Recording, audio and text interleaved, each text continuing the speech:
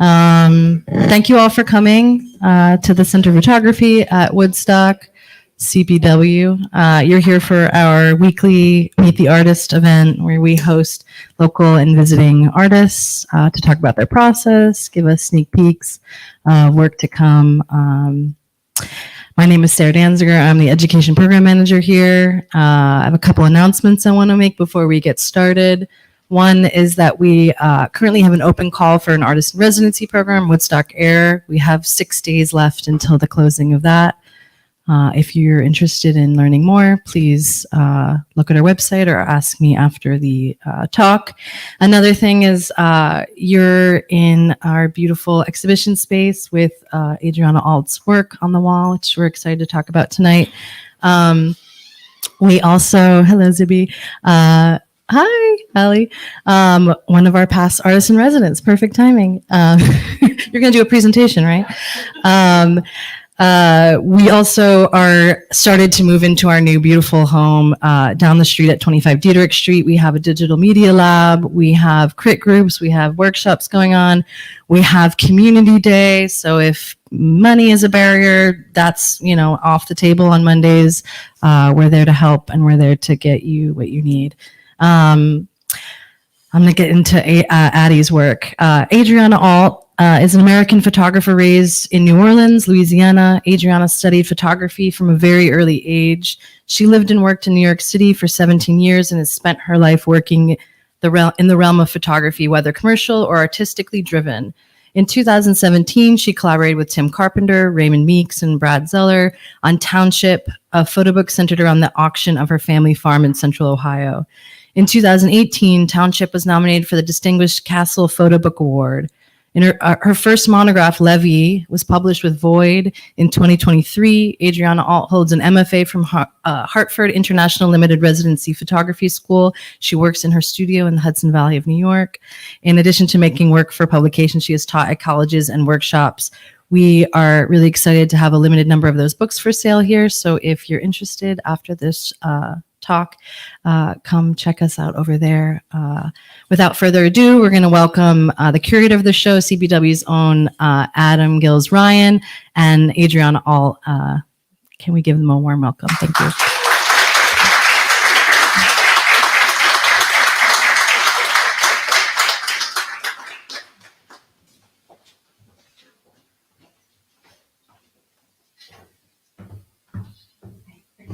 I think that one. That depends. How do you want to do it? You have some slides, right? Oh, right, yeah. I think there's a little feedback situation.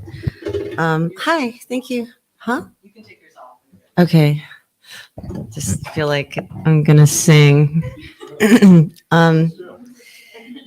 Thank you all for coming tonight. Oh wow, so many people here. That's so lovely. I always think that no one's going to show up because why would you want to look at my pictures?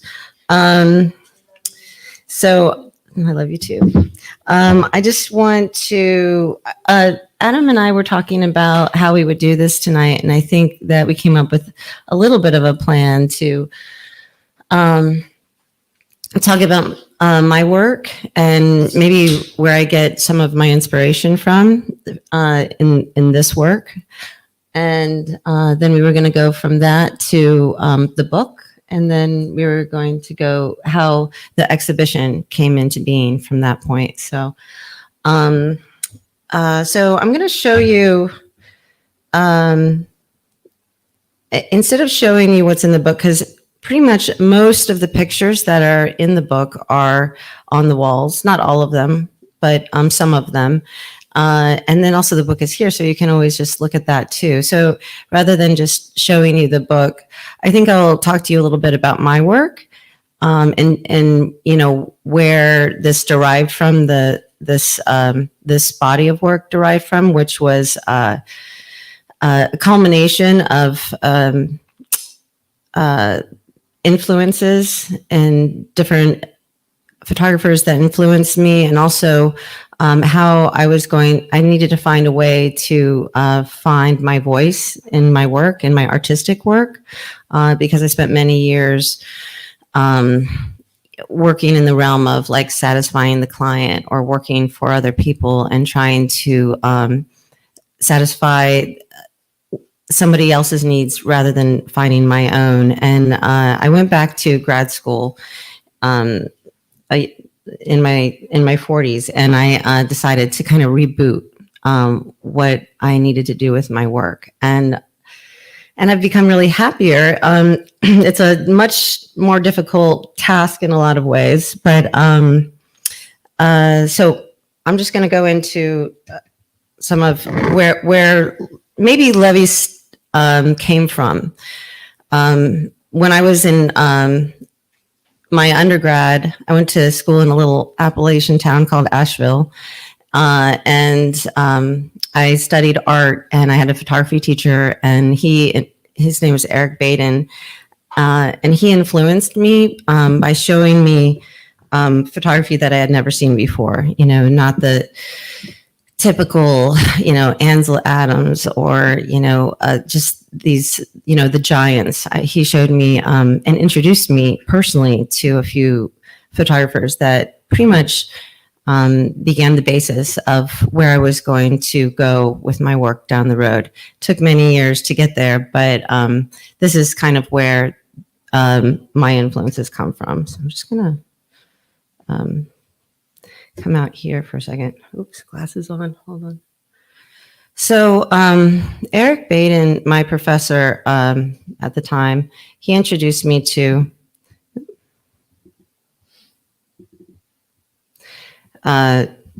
Robert Frank. And unlike most people, I did go see in Chapel Hill, North Carolina. I went with him to go see the Americans exhibited there with him. But before that, he introduced me to a work that really made a huge impression on me. And it was By the Lines of My Hand. And it wasn't only just that it had some kind of journalistic, diaristic kind of thing going on with his work. Here, I'm just going to do this. Oop, no, back. Go back, silly fool. There we go. And full. Oh, Command L. Command L. There we go. Nice. Thank you for shutting that down a little bit. So in The Lines of My Hand, when Eric Baden showed me this work, I hadn't really seen work like it at that time in my life. I mean, this was, it was early 90s. And I was, he also told me that this book was published in 1972, and it was after the death of his daughter, who had been killed in a plane accident. And it just had a feeling to me that I hadn't experienced. And there weren't a lot of photo books back then. They were just pictures. I mean, photo books meant you would have an exhibition and they would make a catalog of it. So this was a big step for me, and I just wanted to read you real quick. Robert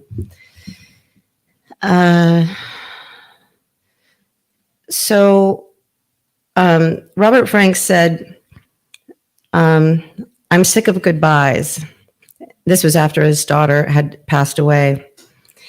He said that his work had shifted from being about what he saw to being about what he felt.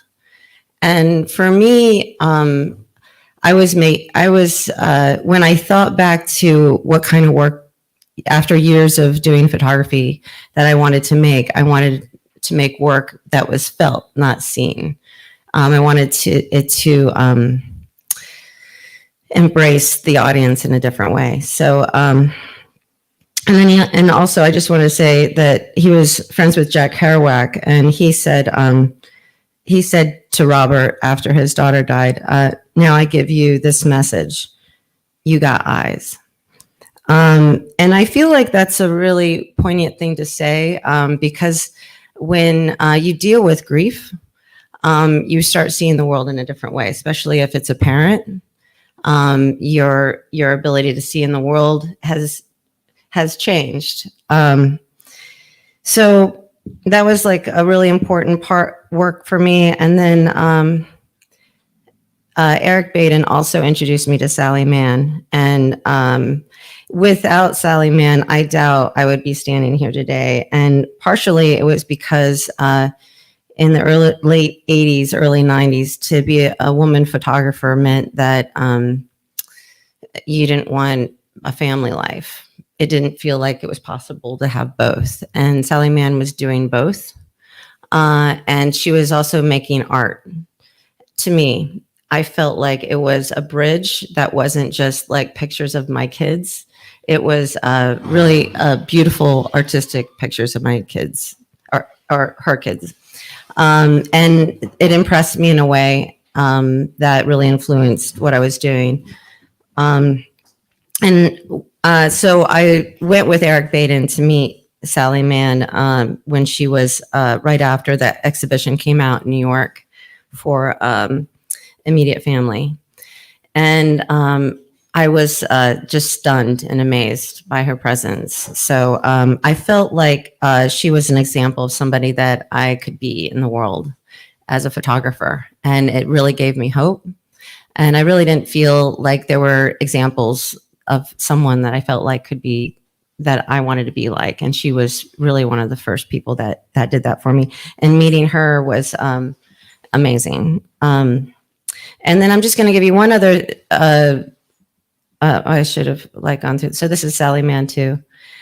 And then the next one that Eric introduced me to is, and I'm only saying this because after I left college, I had to go to the real world. And unfortunately, in undergrad, they don't teach you how to make a living.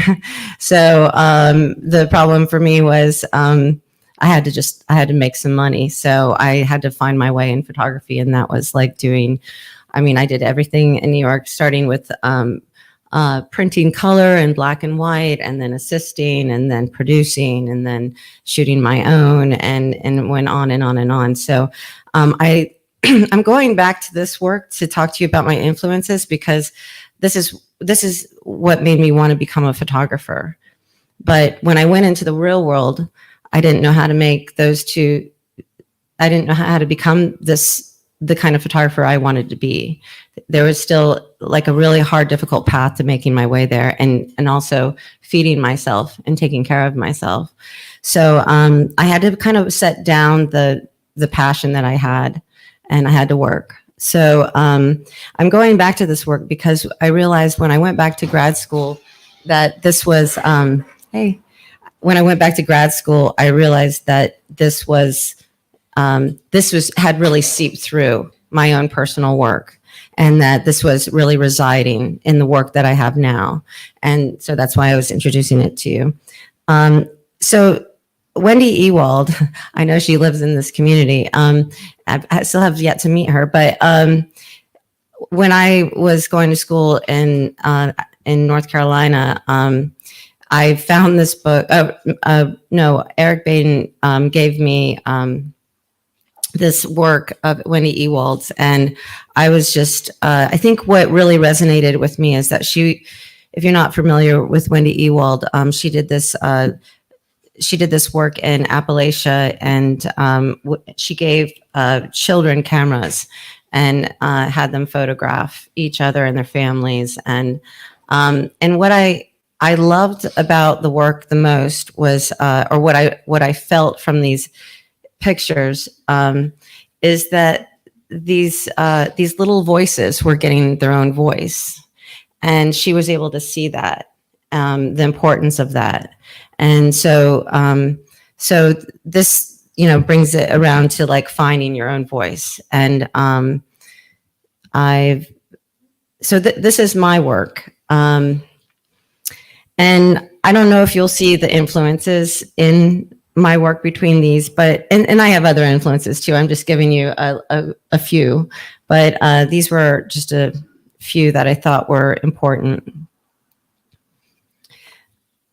And this is part of a book spread So I like to think that when I work in book, with book forms, that they speak in accumulation as you move through the book. And so sometimes they work together in unison, not as one.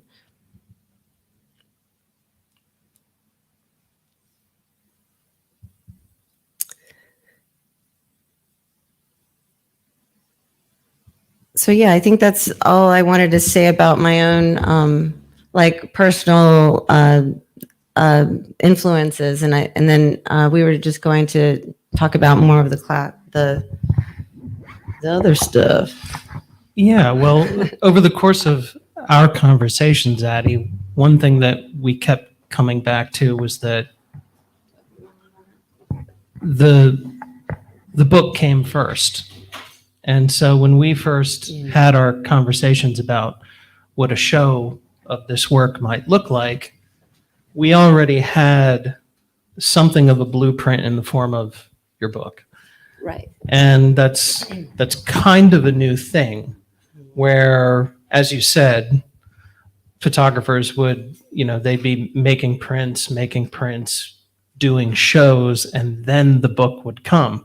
But now with the accessibility of self-publishing and just the massive proliferation of photo book publishing in general, a lot of young artists, they're getting 2-3 books before they even have a big show. Mm-hmm. And I think that's really changed the way that photographers are thinking about their own work.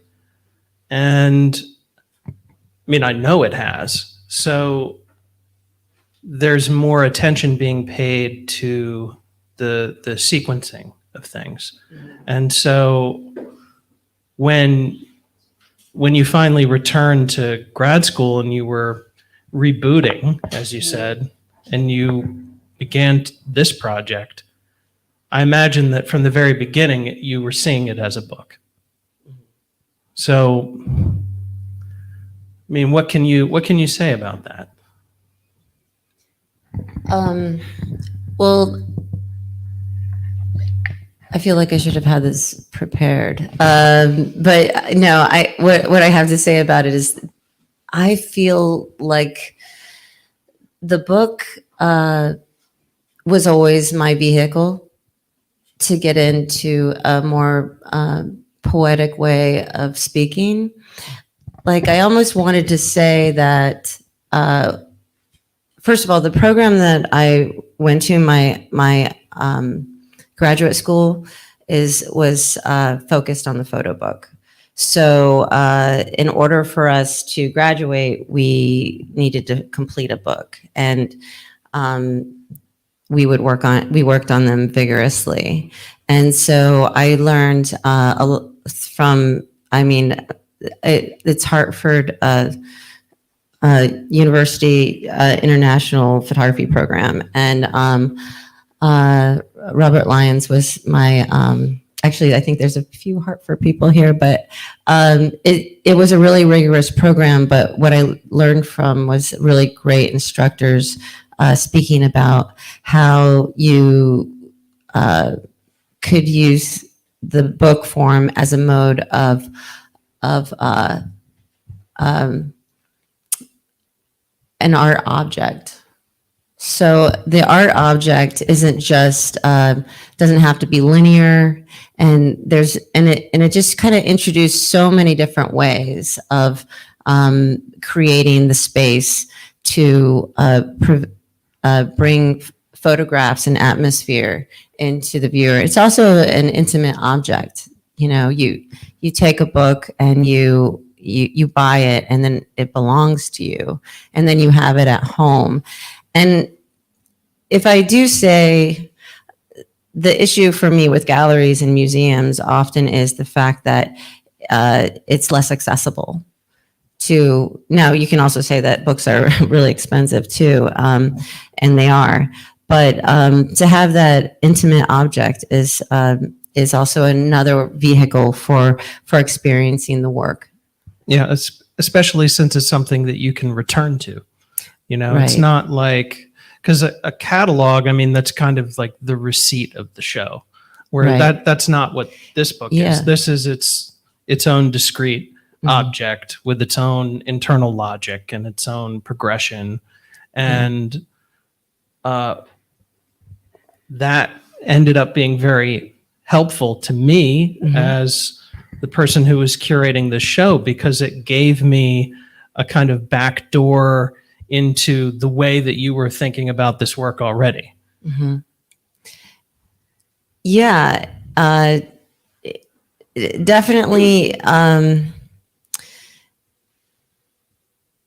There, when you have this like body of work in this way, in this book form, it's either going to like speak to you or you're just going to be completely lost, you know? So the fact that it spoke to you meant that we were going to be able to work together. Yeah, and I saw this work quite early on in the process. It was at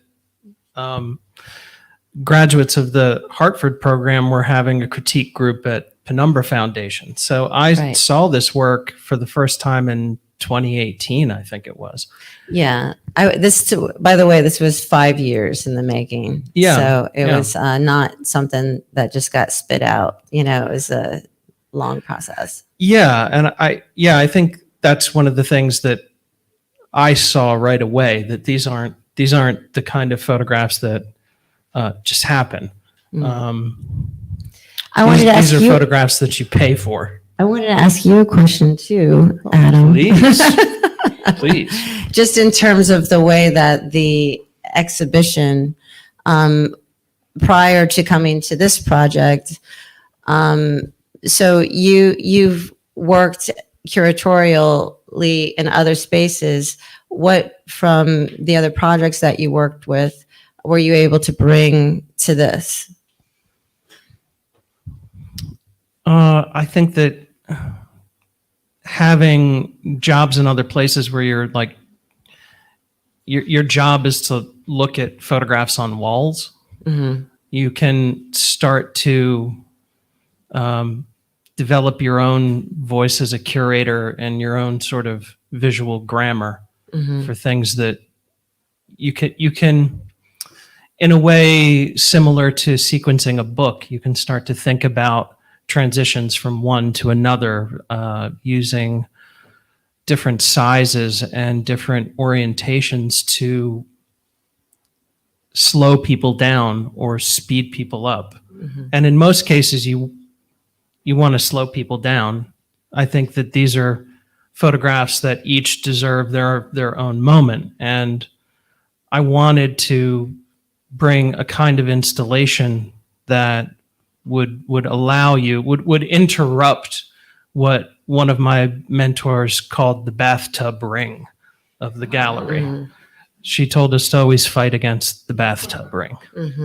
And it's like a speed bump, because you can create a sort of rhythm and staccato, and you only sort of learn that after looking at a lot of shows.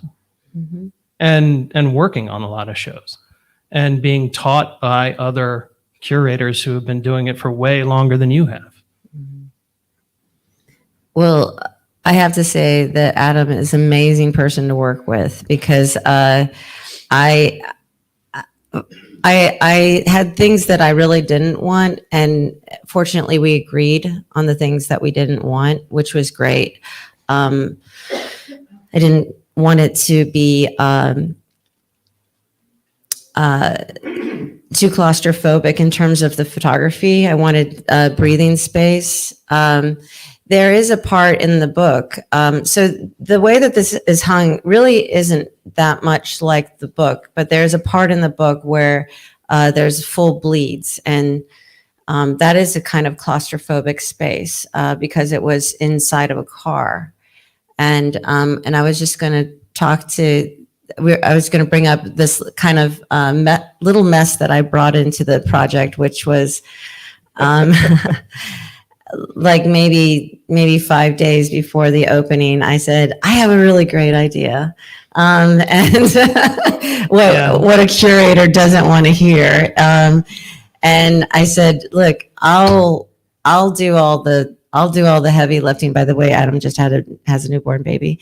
And I'll do all the heavy lifting. I'll get all the stuff. I'll resource everything and I'll bring it and we'll try it. And if it doesn't work, I'll just send it all back to Amazon. So, there was sheets of plexi, mounting things on plexi, hanging them from the ceiling and changing, super glue and fishing line. And Adam was, first of all, I needed to like kind of exercise that demon out of myself a little bit. And Adam didn't, he didn't freak out on me that I was doing this like weirdness. So I felt very, very grateful that he kind of let me exercise that demon. And then there finally came to the point where it was like, it looked, what do we say? Janky? Yeah, very janky. That was the word. Yeah. yeah. Well, I told you this early on, is that I've been doing this work for about 10 years now. And most of the projects that all of the projects that I worked on were things that I had inherited from someone else, where an exhibition schedule had been set. The project was already defined and they needed someone to come in and get it done. But when I had this opportunity there was an opening in the schedule, I got to choose who I wanted to work with, and I chose you. And a lot of that for me, thank you. Well, yeah, for me, like, curating is not just about choosing what pictures go on the wall or choosing what photographs enter a collection. It's also about curating people. Like, I want to work with artists that I feel like I can trust and I feel like I can collaborate with, because I want this to be a process that starts with collaboration. So when it came time to actually be in the space with the framed photographs, I already had the sense that you and I, if we ran into issues, we could work those issues out together. Right. Yeah. And there were a few moments where I have to say, you just jumped in and you figured it out. And that was like at like 4:30 before the show opened. Okay. Amazing. And always kind of kept your cool about it. And I'm hyperventilating on the side. So I was just really thankful to have you in my corner. And it was also trust. I really trusted.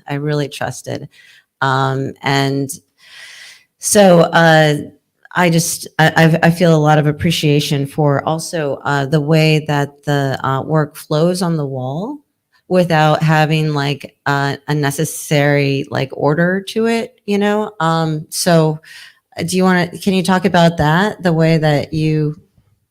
Sure. Yeah, it was, I feel like it's a question of balance. And sometimes when I run up against questions I feel like I can't answer, I sometimes lean on math, and I'll start to use math in a way that I know that viewers won't regularly look into. Like, I definitely use the golden mean ratio a couple times on these walls, and that's not the sort of thing that anyone's gonna like walk in here and pick up on. But you can use tricks like that to sort of orient people and create a sense of balance without it being claustrophobic, without it being jam-packed, but also it creates a tension that fights against narrative. And I think that was an important, just because of the nature of these photographs and the way this work works together. It's not strictly about narrative, it's about feeling, which is what you sort of said at the top of this. And I wanted to honor that. Yeah, I did tell Adam when we started working together that I wanted to keep some of the aboutness in terms of like, this is grief, or this is my mother, or this is about my children, or, I would like it to be read as something that that connects from a personal to the universal, so that so if I can present pictures to you that can in some way bring you through an experience that touches something within you, then my personal experience becomes universal. And it's a very fine line to walk on in terms of that. That can be a messy thing, I find that there is a too personal, and I think there is a too universal. And so walking that place where if I'm making something so personal that I'm not able to reach anybody else, then it kind of like it loses its ability to translate. So I would like people to leave to say, well, I'm not sure what it was about, but it really struck me. And if that happens, that means more to me than you telling me what you thought it was about. So Yeah, because I'm always attracted to work that engages with memory and what memory is and how it functions and what memory means with photography. And before I completely forget, there's a new book coming out soon called Collaborations, a potential history of photography. And while I was going through an advance copy of it, I saw a small piece of text that I wanted to read for you that really it really makes a difference thinking about this work. And the text was written by a former mentor of mine, Alison Nordstrom. And she says, we speak of memory in active verbs. To recall is to name again, to identify and summon from a distance. To recollect is to place a moment in the context of other moments, thus organizing and controlling it. Memory makes meaning. It's an act of assembling and creating. It is dynamic and mercurial, building on the entirety of an ongoing consciousness and including moments of previous remembering. Photographs are like this too. They feel like the past, but can be experienced only in the present.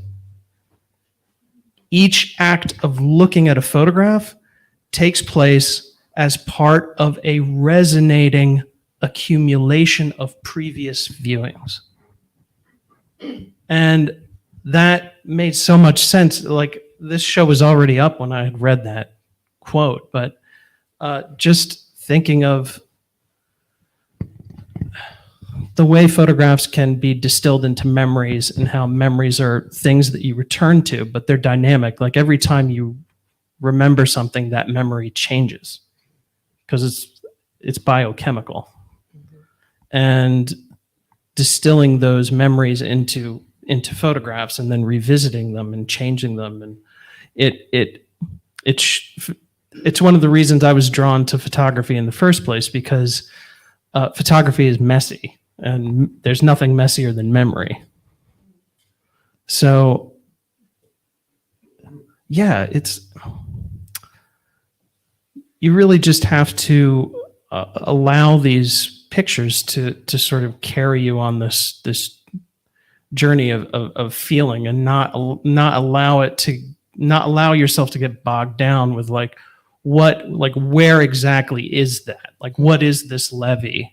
Mm-hmm. And where is it? And like, why? It's not just about light coming through a kitchen window. Mm-hmm. It's about what you were going through at the time and the dynamics of what was going on with your family and what you were thinking and feeling and how you needed to go out and get space and reset yourself before coming back in. And yeah, it's a notational system. And by the way, I love that quote. It's so amazing. And for me, when you read that to me first, I was just like, wow, that's everything. But with each with the book, and then with creating the work, and then the book, and then the exhibition, with each iteration, it feels like that's happening for me. And in fact, when the book came out, and I was actually teaching a workshop in France called La Babouche. Just give it a little plug there. They're awesome. The books were sent to me, and the first time I opened the book, I looked through the book, and then I handed it to somebody else, and I watched them look through the book, and I felt like really uncomfortable. Like, oh my God, wait, those are my kids. What am I doing? Like, can we take it all back now? It felt like really uncomfortable for me. And yet I've been sitting with these pictures for 5 years. And I think it was because that iteration of the book had a different vehicle of that intimacy in the hands. And I felt like, oh my gosh, people are holding this intimate thing. But soon I kind of released my hold on it, and I felt like I'm not trying to bring someone into my life. I'm trying to bring them into their own life. So my point of making a book of this is not to show you who I am. My hope is that I show you who we all are. And so, and just to be clear, like this kind of like mess I had created, and in the 5 days before we were having the exhibition was a group of photographs that are in the book that are full bleed, and they're all of the inside of the car as we're trying to drive my mother back down to New Orleans because she has to receive chemo treatment, and she just had a blood transfusion. Okay, and enough of that. But in those pictures, I took those pictures on the inside of the car of the family because we were in a little minivan, and they were pictures more like not like pictures of like those pictures were not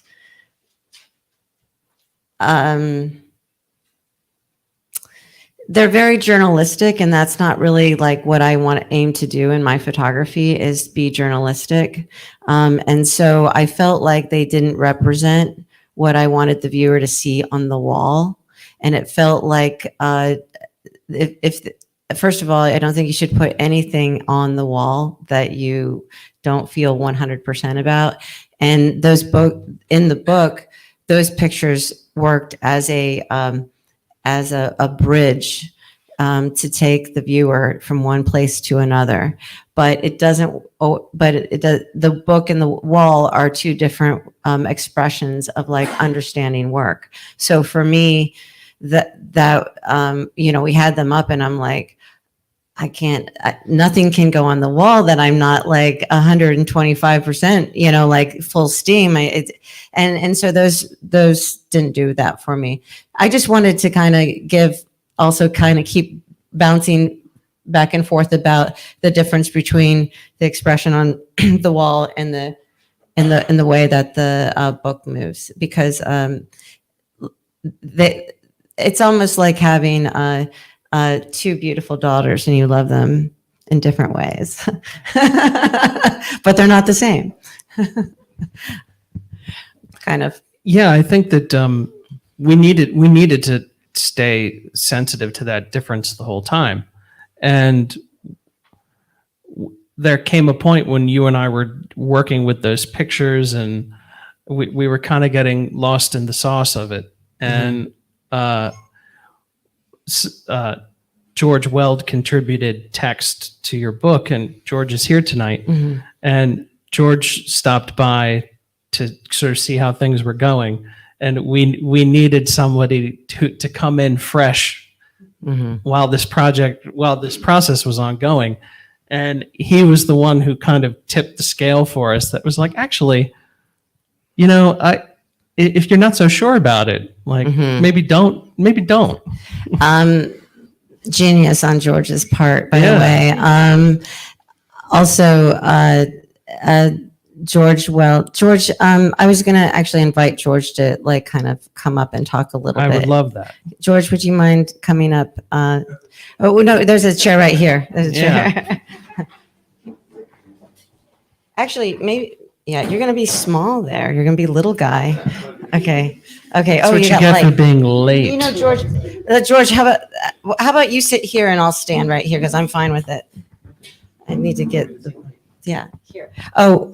So George Weld has been a friend of mine for nearly 20 years, and I feel so grateful that he's helped me with the book in terms of friendship, and also a really great eye for photography, and my favorite writer on the planet. And so when I get into a pickle, he's a trusted person for me. And actually, it was Ryan's idea. He was like, "Hey, do you want George to come over?" And I was like, "Yeah." And so George came by, and so I'm going to let you tell them what happened with that, if you want to tell. Oh no, we already discussed all that. So the next thing is, so George wrote for the book, and I also have to tell you that George also helped me with my my graduate thesis and every other piece of writing I've ever tried to do in the last 20 years. So if you see any of my writing, it's because of George. I would never have gotten through anything without him. But also, when it came to this needing like a last ingredient for the book, it really felt like the only person I could think of was George. And George was actually working on another project at the time. And and for someone who has also knew my mother and has known my oldest daughter since she was 2, and my youngest daughter since she was born, and his children, he has been through, him and his wife, Jennifer Tracy, who are my closest friends.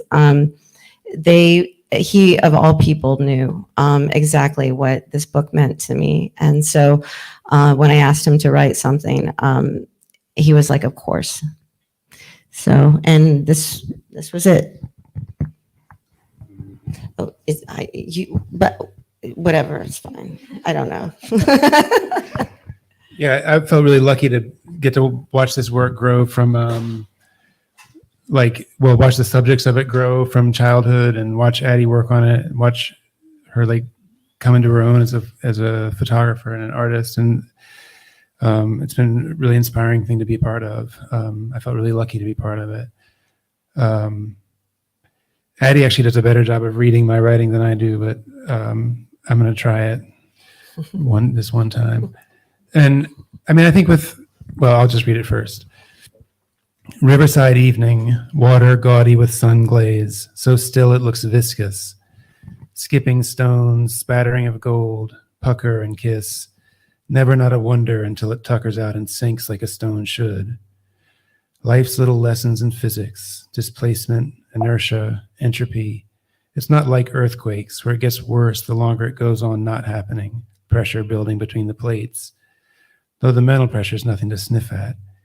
Each summer's end, waiting around, wondering if this year's the one. Swelling expectation, accumulation of anxiety. You find ways to stay busy, flicking stones, throwing scraps of jerky to the dogs from the porch, church dinners, oil changes, doctor's visits. You stay aloft as long as you can. Devices to hold things in place when it does come. Plywood cut to fit the windows. Gaskets to seal the bottoms of the doors. Jugs of clear water stashed in the attic. Not that it matters much. You plan all out for one disaster and you miss another disaster entirely. You plan for the hurricane and it's the black mold that takes your house. One of the other things that Adrianna, among the many weird things that Adrianna and I have in common is we grew up dealing with hurricanes, and two of the worst hurricanes in the history of the United States took place in our respective hometowns. So there was like immediately felt like a important thread, sort of that's not ever expressed in the book. I mean, you can barely talk about New Orleans without talking about Katrina. It never comes up here, but just knowing, like, way in the background that it's been the scene of so much upheaval and destruction, and also so much joy and beauty and love, really made that, like, it feels like a quiet drone in the back of the whole work, I think, in a way.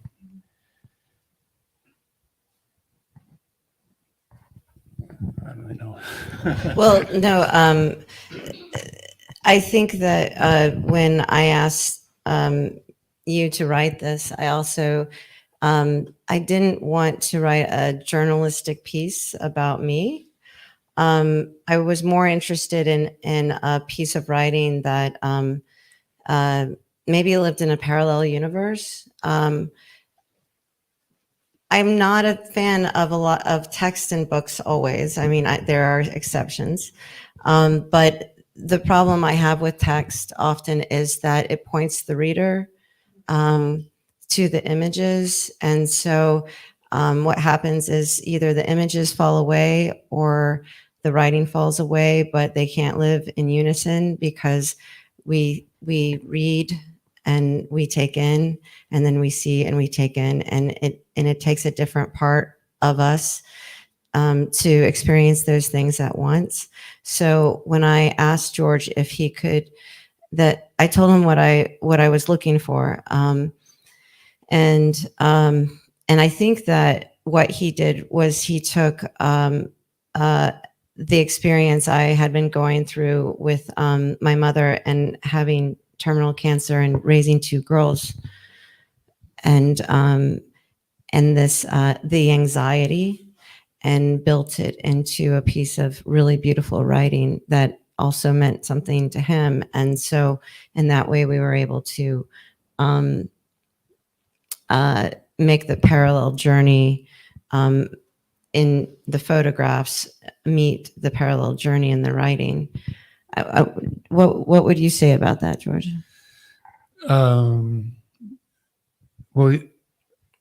I mean, I agree with everything that you're saying about the way that text should function with photographs, and how, and I guess what were you saying earlier about wanting to connect, like wanting people to feel both your story in this work, but also to feel connected to it in a more like universal way, or getting to write something that kind of parallels the photographs without, as you say, like pointing back towards them. I think maybe reinforces that way of reading or way of experiencing the book, to say, like, you know, I mean, I always think about it like music is, you know, words and sound, and film is action and words and images, and like but with photography, books, it's often the case that they just, like, those things don't end up working together. They don't work together to try to create a new sort of enhanced world. They just repeat. The writing just repeats the or tells one story about the photography, or tells a kind of irrelevant story about photography. So I don't know, like, Right. Like if you put text with a picture, often you're looking for the text to answer the question that the picture. What is this? Yes. What am I looking at here? And then when you do that, then the picture is all automatically failing in that way because it's not. I we don't always need the answers. It's the questions that I'm looking for in the work, in the photography. And that's where the connection begins, is in the question. Yeah, this like both photography and words have the same problem of like being something that people traffic in all the time and think they have like a really good grip on. So you look at a picture and you say, "Oh, I know what this is." And if you don't, you feel kind of annoyed almost. Mm-hmm. And with languages in the same way, like you use words all the time. You think you know what a sentence means or how it should be put together. And so when it kind of pushes back against your like against what's comfortable or normal or typical, it can be also a little jarring.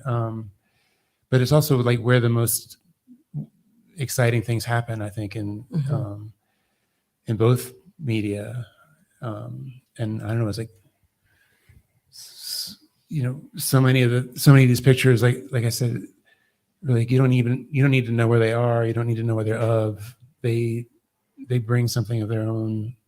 They create a world that you get to live in, and it can connect to anything in your real life. But it's not a documentation of anything. Yeah, that's the other thing that I really didn't want the words to do, is to bring documentation into the works, like as if it were going to be like a journalism experiment or something.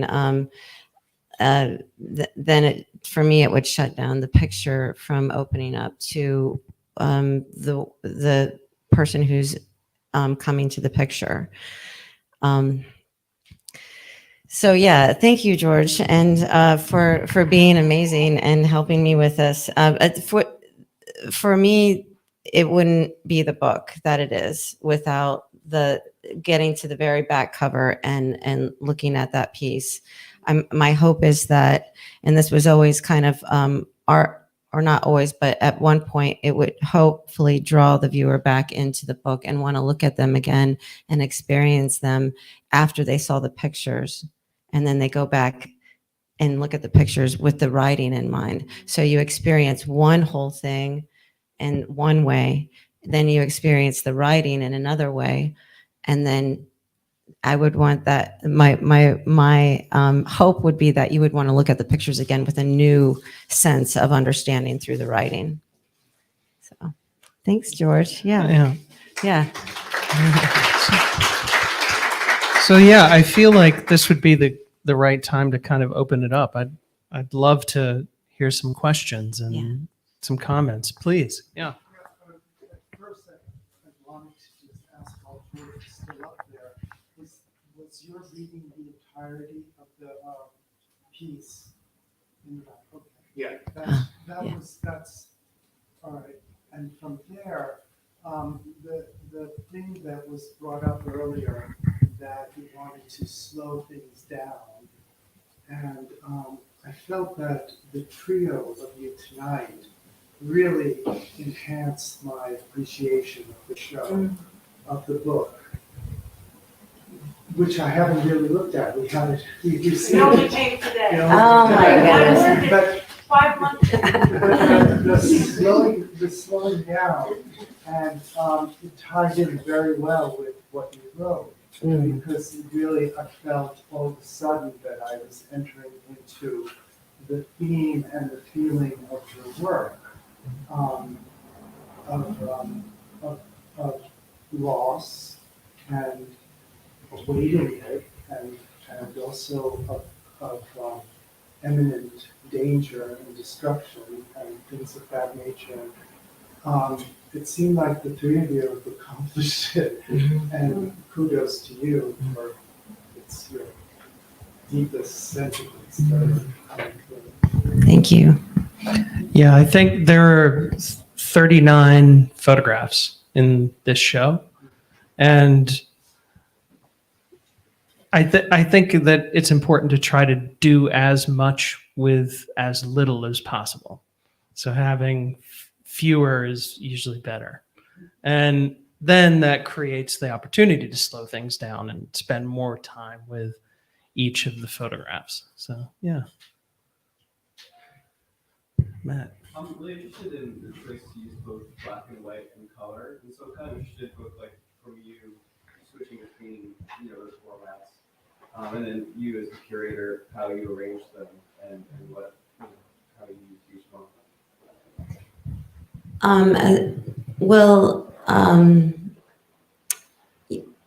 Black and white was my entry into photography, and it's part of the language I use to make pictures, and yet I felt, and I still feel like color is is like my second baby. Like I really love it as well, and so when I started, most of these are film, and I mean, color film is just so emotional and engaging for me, and it really worked for this work for me. I felt like color was going to bring a different sense of. So the thing about color is that it brings you into the real world, and yet it's still just a world that I'm creating for you, So the way that I treat tonally my color is my color palette is in some ways with this work to meld with the black and white. So using like a little bit more of a like less saturated, but I mean, not always, but just kind of like, you want the pictures to not, like if I had a crazy, like this is like actually less saturated than it originally is. But I also like, it also has beautiful color to it too. And it also has an emotional space. I feel it, for me, it does. And so to work with black and white, and in the book as well, I wanted them to marry each other, and to do that, I worked tonally with both of them. What would you say about that? Yeah, and I think that perhaps one of the reasons we work so well together is that I was picking up on those sort of unspoken decisions, and using a similar kind of logic when laying out the wall. So figuring out what deserves a little more space, where to sort of elongate things, where to shorten things, moving from color palettes that are subdued into something that is just monochromatic. It's you have to give these things the space that they demand. And it would not be hard to even just change 2 or 3 pictures to just upset the whole gallery. I think you could throw this off pretty I easily. tried it. Veto. I vetoed a couple things, but yeah, Thankfully, yeah, vetoed. you have to sort of feel it out, and that is instinctual. So I think it's about learning to trust your instinct and being receptive to the photographs as you're working with them. Yeah, and I had a lot of trust in Adam for this. See, I have, and that's why I'm just so glad this was a collaborative endeavor, because I feel really confident in my abilities to sequence in book form. I feel pretty. I should also, not of my own work, of other people's work, but when I'm sequencing, there is a flow. There's like a natural understanding that I understand how photographs work, and I love it. It's just, and I felt like I could see that in you. that you knew how to make this work, sing in that intuition and that, because it's got to be intuitive. If you're putting pictures up on a wall or you're making a book full of pictures because they make sense, then it's probably not something I'm going to want to look at. Everything's got to come from a gut, and whatever that is. I mean, maybe we're just culturally trained. I don't know, but if I don't feel it, if it feels wrong, I know it right away. And you really knew when something was off on the wall. And I did too, but not until I tried it sometimes. So yeah. And there were examples where you and I were working on things together where something wouldn't feel right, but we didn't know what the answer was. Mm-hmm. And then we'd sort of move on to something else, some other area. And then we'd solve a problem over here, and then maybe another one would introduce itself over there, but then they would solve each other. Oh, it was really exciting to work in that way. And it was really like a puzzle. It's a puzzle piece. And it's so fun because when you know it's right, it's just like, it's dance time. Yeah. Yeah, it's time to get one of down. the best parts of the job, Yeah. for sure. Do we have other questions? Because we did it. talked them out. Oh, wait, Sam, please. I'm sort of curious. I mean, I know you use black and white and color, but I guess I'm curious about how, kind of in the process of the years of shooting this, making these pictures, if you had any kinds of like rules that you gave yourself, or how you might have worked with kind of constraints, or if it was a very loose kind of intuitive saturation in these images, or if that was a kind of design, how you went about it. So this project made me realize that humans just work in circles. Does anyone like understand that as a photographer, that you keep returning to the same things you thought you were getting rid of? You were like, oh yeah, I'm totally done with that. And then next thing you know, you're like doing it again. Like, I think that we really work artistically in circles, and we just keep returning to a problem that we need to solve. And so I actually, like this picture here, I took actually I think in 2016 on my 4x5. And I put it away and forgot about it for a long time. And when I was when I was starting to work with, this is a particularly really old picture, but when I was coming back into, you were talking about creating perimeters for myself. I think it's really good to create, I'm completely ADHD. I have no way of focusing on anything. So I have to create rules for myself in everything that I do, or I'm just like blah, all over the place. So for me, compartmentalizing things first, and then and putting it all in stacks. So this is this, and this is this, and then this is this, and then messing it all up again, and see where they connect again. So that is not really answering a question, but what I'm saying is in my mind, you just keep your head down and you keep working, and you find that you return to a place where everything is connecting again. This picture reconnected with what I wanted to do and something else I was doing. And I have another similar project like that that I've been working on for just as long, where I photographed with Raymond Meeks tools of my family farm, my auction. I took those in actually 2015. And I'm returning to this barn series again of taking pictures of my family farm coming down. So, you don't, like, what I learned about making artwork for myself, and that was a new thing, is that I was making it for me first, was that that if I really believe in it and I really want it, it'll, if I keep my head down and I keep working on it, the answer will come. I don't think I answered that question, but I hope that helps to explain things. Yes. So how did you determine print size? Did that, like, did you have an idea for the wall and then determine print size? Or did you just do print, or is it reflective of the book? Like you've got, Yeah, I would say it's a combination of both.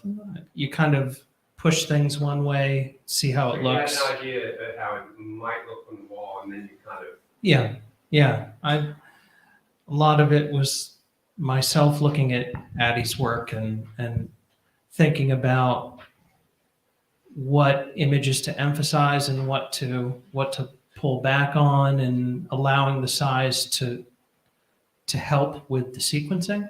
So creating certain relationships that would only work perhaps in a smaller size, but then allowing the larger ones to sort of hold the wall. So it worked both ways. I don't think I would have arrived at something like this if I had just chosen one way or the other.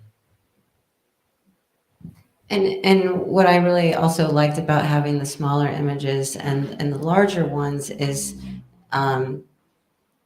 you have to come in and you have to pull away, and that also engages the viewer in a way that that is kind of like a physical movement through the images.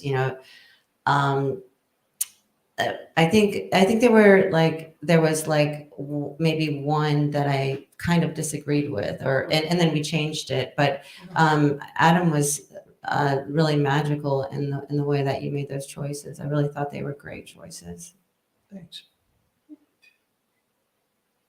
Brian, did you have a question? I was just wondering about this particular image. You said this was one that's very important to you. You've kept it up on the screen as the largest picture here. I'm curious about what a picture like that means to you. I was thinking about it after I stopped on that and then sat down. I was thinking about getting back up and moving the picture to the next one and then sitting back down again, but I decided not to do that. But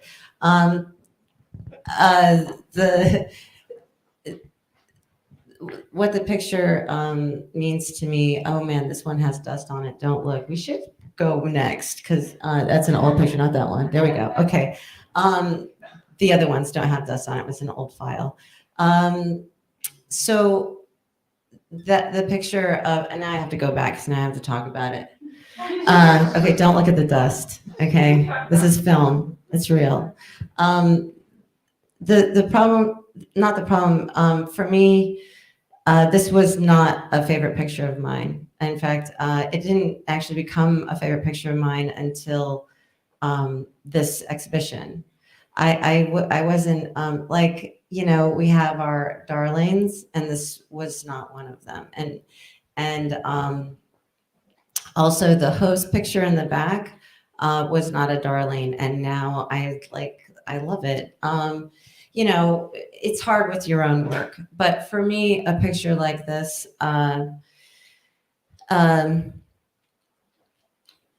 so a big part of me taking pictures of canals around New Orleans. I mean, all the pictures most of the pictures don't look like New Orleans, but they are within city limits of New Orleans.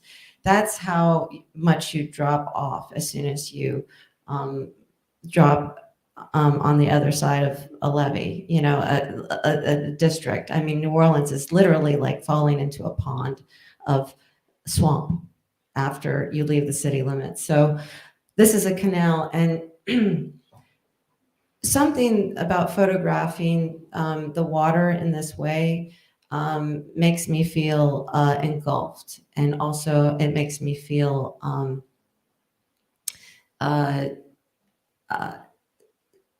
being that the levee was also about the water rising and the feeling and the anxiety of water rising and not knowing when or how it was going to come. Also was the fact that my mother had lung cancer and she was not able to breathe more and more every day. And this anxiety made me feel this engulfment of this water, and that I generally don't like kind of bullseye photographs, and now that I say that, you're going to see like 3 of them or something, but I generally don't like stuff that hits right in the middle of a picture, because it's like, look here, and I would rather a viewer find a little time in a picture, but and maybe that's why it wasn't a darling for me for a long time. I was like, oh, well, this is obvious, isn't it? And I also learned by that everything artists think is obvious isn't obvious, so that was a lesson learned in a lot of my own photography throughout the years, and this is another example of that. So, and now that we're back here in this space, and it's big in this space, it feels like everything to me. So yes, Miss Sarah Winston, yes. I just wanted to offer another perspective on this. Sure, please. It's all you. You go. You know how it is with us having the last word. I do that often. But I just wanted to say, because you framed this talk around your influence as the seed, I can't look at this picture tonight without thinking of that Sally Mann canal, like her canal that is emphasized in that image, and just see this in some way as an extension of that.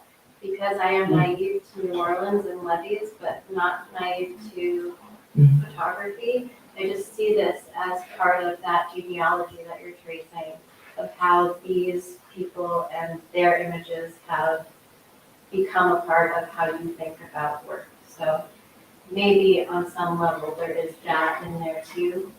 Absolutely, absolutely. And I appreciate that you say that, because like as soon as I finished talking about like something like lung cancer or whatever, which I don't want to talk about, I also like I was very clear with Adam when we did the exhibition that I didn't want it to be about death or grief or anything like that, because it was also the raising of my daughters, and it was also really joyous. And you can't just live in grief, like especially when you have kids, you have to also be ready for every day. And I know we're getting late, but I did want to point out the last thing that, and thanks for bringing that up.